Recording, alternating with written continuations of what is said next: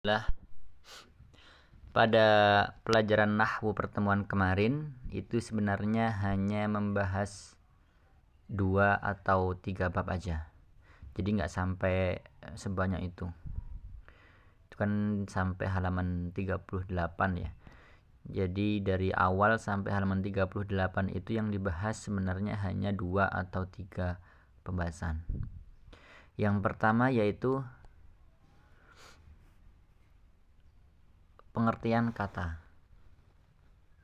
Pengertian kata. Kata dalam bahasa Arab itu artinya al-kalimatu.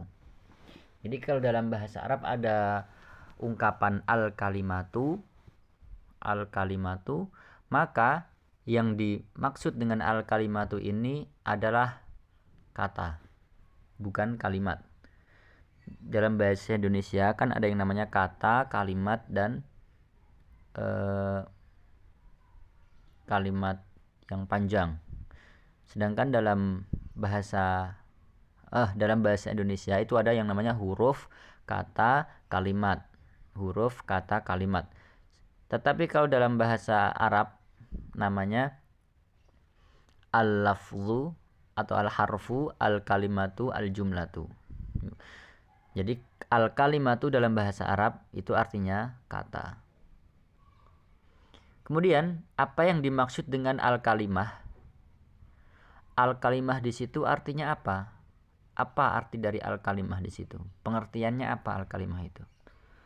Al-kalimatu, kata itu adalah lafzun, lafat, yata'allafu, yang tersusun, min, dari, ba'di, beberapa, hurufil hijai, huruf-huruf hijaiyah. Jadi kata itu adalah yang pertama, dia tuh lafat yang tersusun dari beberapa huruf-huruf hijaiyah. Huruf hijaiyah itu kan ada 28. Alif, ba, ta, sa, jim, ha, kha, dan seterusnya sampai ya. Contohnya yaitu adalah kharaja. Kharaja ini tersusun dari 3 huruf, kha, ra, dan jim. Nah, susunan dari huruf-huruf ini namanya adalah al-kalimatu. Susunan dari huruf. Kalimat adalah susunan dari huruf atau lafaz yang tersusun dari beberapa huruf. Kitabun, susunan beberapa huruf, huruf kaf, ta, alif, dan ba. Atau hanya satu huruf aja, tetapi dia sudah bisa diartikan, yaitu wa, ketika berlanjut dengan kata yang lain. Wawu bisa diartikan dengan dan.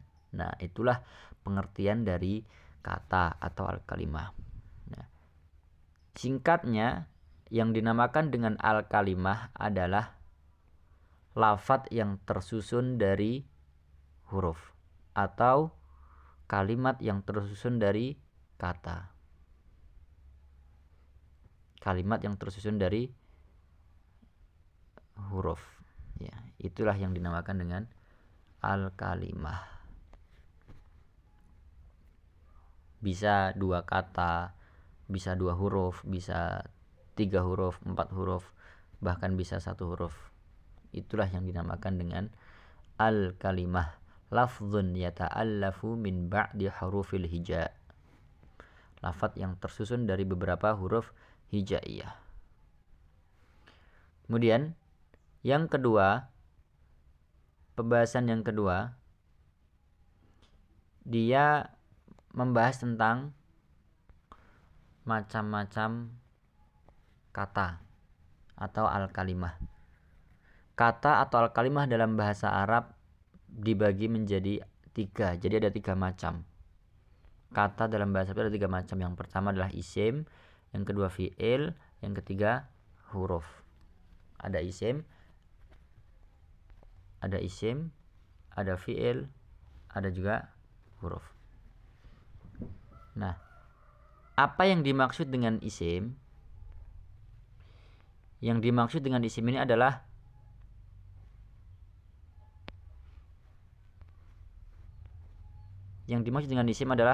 kalimatun tadullu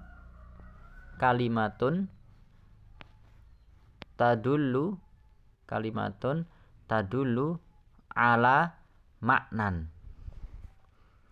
Jadi yang dimaksud dengan isim adalah kalimat atau kata yang menunjukkan suatu makna. Suatu makna di sini bisa berupa nama orang, nama hewan, nama tumbuhan, nama malaikat, nama para nabi. Nah, itu yang dimaksud dengan ala maknan, bukan hanya nama benda. Jadi apabila diartikan isim adalah kata benda, itu kurang pas. Tetapi yang pas adalah isim adalah kata yang menunjukkan kepada suatu makna.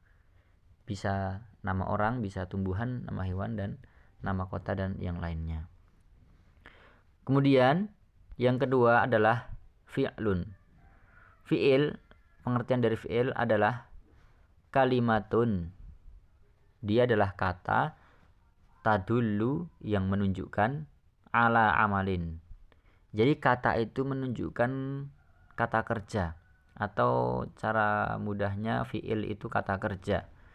Nah, kata kerja itu terikat dengan 3 waktu, 3 hal, yaitu kata kerja yang sudah lampau, yang sudah dikerjakan, atau kata kerja yang sedang dikerjakan, atau kata kerja yang akan dikerjakan. Contoh, tadi pagi saya sudah makan.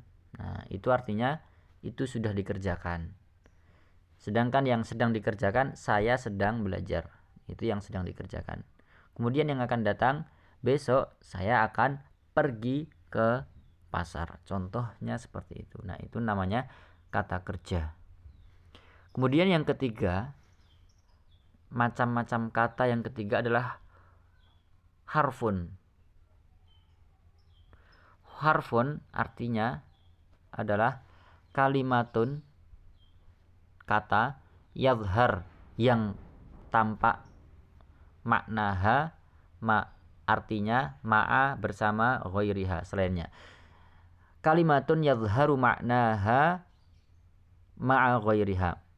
Huruf ini artinya kata yang tampak artinya bersama selainnya. Jadi kalau hanya satu huruf, dia nggak ada artinya. Kecuali apabila ada kata yang lain yang mengiringi, maka dia bisa berarti.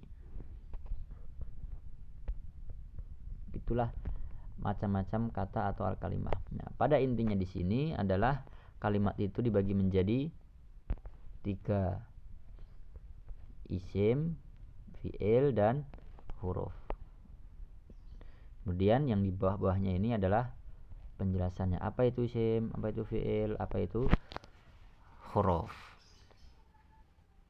Contoh, untuk contoh-contohnya nanti bisa dilihat di buku, bisa dikembangkan lagi di buku nahwu ya. Nah, gitu. Kemudian yang ketiga ini hampir sama dengan yang kedua, yaitu pengertian isim, cuman ini lebih diperbanyak, lebih didetailkan, bahwa yang dinamakan isim itu adalah kalimatun tadullu ala insan, kata yang menunjukkan manusia atau nama manusia, nama orang. Isim itu juga kata yang menunjukkan nama hewan, nama tumbuhan, benda mati, sifat seseorang, atau kata kerja dari fi'il tentunya ya, seperti amalun, dia beramal. Jadi beramal itu masdar dari fi'ilnya, itu dia termasuk isim. Nah, contoh dari nama manusia adalah Khalid atau Zain. Nah, Zain itu juga merupakan isim. Kemudian nama hewan Jamalun, unta, baqaratun sapi, atau nama tumbuhan khiyar, artinya timun. Kemudian jamad benda mati, bolpen, wasfun sifat kecil, besar, merah, hijau, biru. Kemudian maknan yaitu amalun. Nah, jadi ini intinya sama dengan yang sebelumnya, pengertian dari isim. Nah, kemudian yang terakhir yaitu ringkasan dari pelajaran itu hanya membahas dua. Hanya yang dibahas itu hanya dua sebenarnya. Pengertian kata. Kita sudah tahu tadi apa yang dimaksud dengan kalimat. Apa yang dimaksud dengan kata. Kata adalah lafadz yang tersusun dari beberapa huruf. Kemudian yang kedua kita membahas tentang macam-macam kata, bahwa kata itu ada 3, isim, dan isim ini artinya adalah kalimat tadulu ala maknan. Kemudian macam kata yang kedua adalah fi'il. Fi'il ini artinya adalah kalimat tadulu, kata yang menunjukkan kepada pekerjaan yang terjadi di 3 zaman.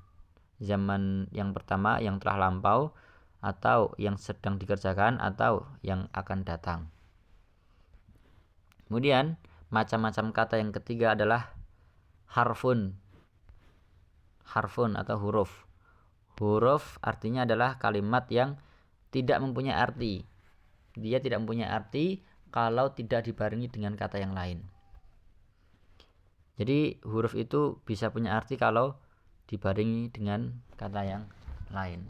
Nah, ini adalah ringkasan buat pelajaran kemarin nahwu. Jadi nggak sampai sebanyak itu, sampai ada badal dan lain-lain. Itu nanti dibahas di kelas atas nanti insyaallah. Begitu untuk contoh-contohnya nanti bisa dikerjakan ya. Untuk tadribat itu nanti silakan dikerjakan satu-satu. Sudah tahu rumusnya, kemudian nanti tinggal dikerjakan di buku. Dan misalkan nanti ada yang kesulitan atau kurang paham bisa ditanyakan. Jangan malu bertanya ya. Demikian. Wassalamualaikum warahmatullahi wabarakatuh.